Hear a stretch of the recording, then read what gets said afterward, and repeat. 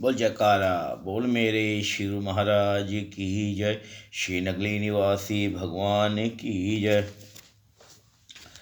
एक बार श्री परमहंस दयाल जी स्थान टेरी जिला कोहाट सीमा प्रांत में विराजमान थे। एक सज्जन सत्संग में सम्मिलित हुए। पहले तो उन्होंने वेदांत शास्त्र की बहुत व्याख्या की, फिर भक्ति और प्रेम के भजन बड़े जोर से गाए और बहुत प्रेम प्रकट किया। ज्ञान के भी बहुत उदाहरण दिए। तब एक सत्संगी की ओर देखकर, जो कि एकांत में बैठे हैं, संबोधित होकर कहा, आप भी कुछ कहिए। परंतु वह तो चुप ही बैठे रहे।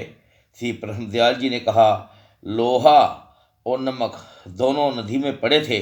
लोहा बार बार यह कहता था कि गले जाते हैं। यह सुनकर नमक बोला कि भाई, जो गलते हैं सो बोलते नहीं।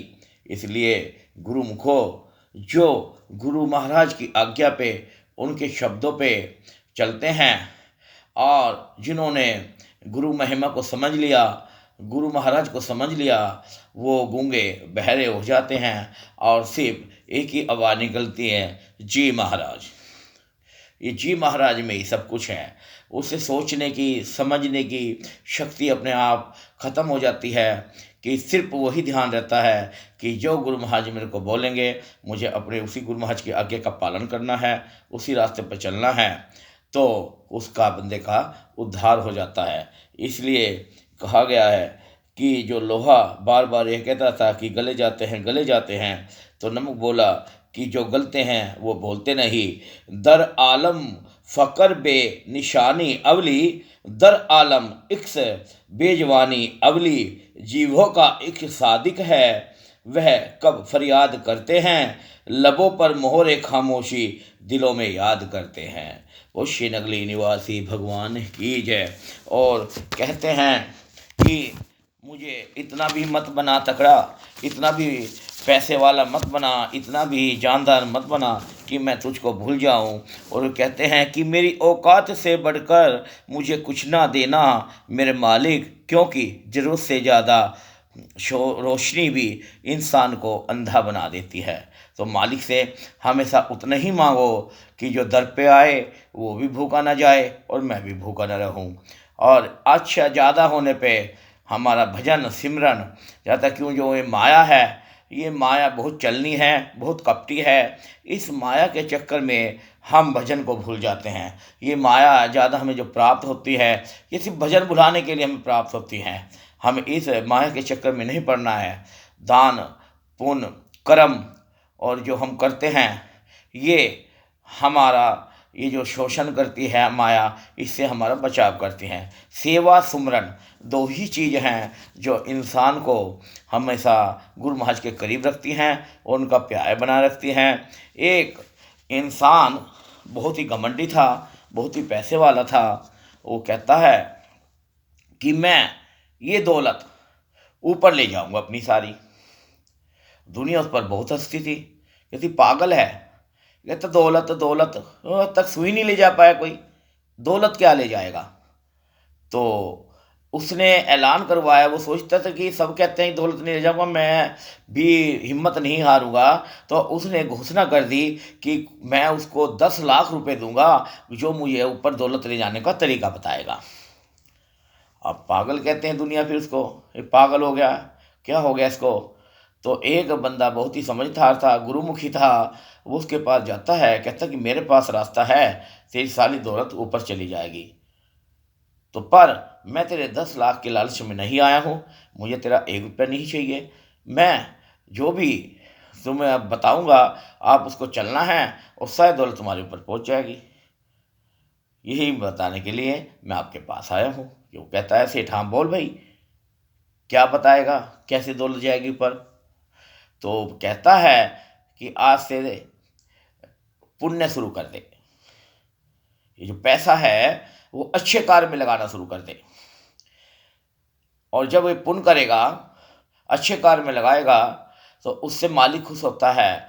और जब हम अच्छे कर्म करते हैं, बुरों का त्याग कर देते हैं, तो मालिक प्रसन्न होता है और हमारे स्वर्ग के द्वार खुल जाते हैं।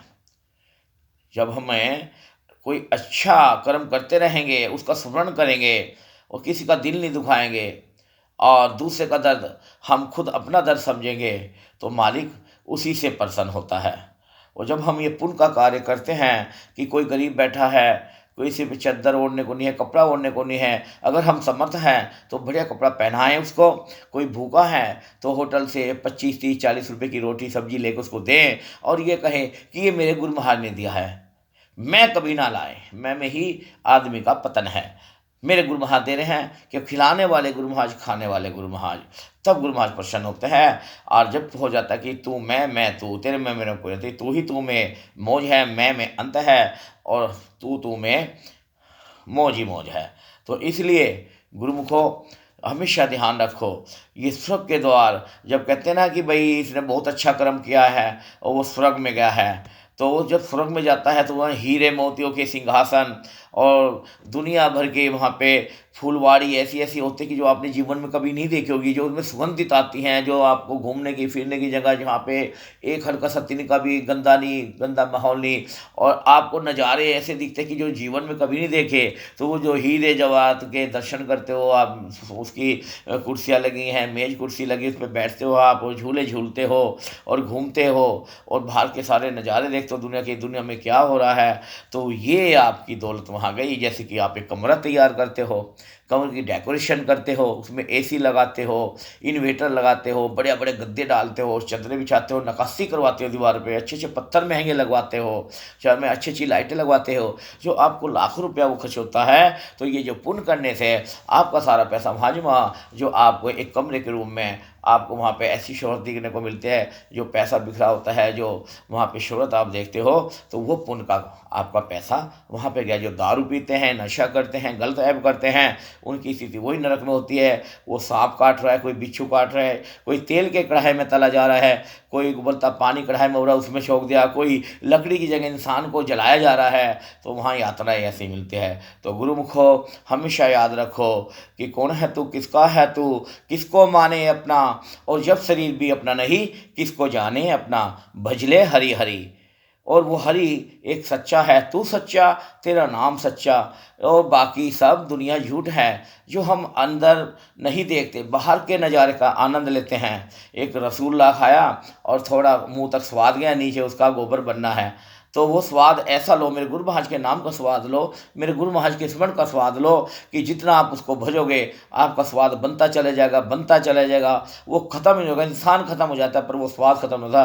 तो है मेरे गुरुमुखो, ऐसा स्वाद लो, ऐसे मस्ती में आओ कि जो गुरु महाराज, इतने मस्ती में आ जाओ, इतना सुमरण करो, इतना भजन करो, और जो पैसा आए, जो कमाई करो, उसको अच्छे कार्य में लगाओ, अच्छी भलाई के कार्य में लगाओ, जो गुरु महाराज भी खुश हो। हमें वो कार्य करना है जो मेरे गुरु महाराज मेरे अंदर बैठे हैं, मुझे उसको खुश करना है। और वो खुश कैसे होंगे?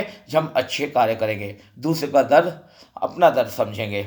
दर्द जब ही समझेंगे जब हम, जैसे हमें पे दुख बीतता है, कोई परेशानी आती है तो हमें महसूस है हमारे साथ परेशानी आई है, तो ऐसे ही दूसरे की मजाक ना बनाते। अगर दूसरे को परेशान देख रहे हो तो उसको अपना दुख समझो कि ये मेरा ही दुख है, ये मेरे को ही मिला है। तभी इंसानियत आपके अंदर आएगी और अच्छे भाव करोगे, और इन्हीं कार्यों से गुरु महाराज प्रसन्न होते हैं, खुश होते हैं। तो इसलिए गुरुमुखो मैं बार बार यही कहूँगा कि हर किसी के अंदर अपने गुरु महाराज का वास देखें, अपने गुरु महाराज को देखें कि मैं आपको नहीं जानता, सामने वाला कोई भी हो, कोई भी आपके पास आ के मैं आपको नहीं जानता, मैं तो अपने गुरु महाराज को जानता, जो आपके अंदर बैठे, मैं तो उसकी सेवा करूँ। कि सेवा करने वाला, वो करवाने वाला, वो मैं कहीं नहीं हूँ, मेरी औकात ही नहीं है सेवा करने की।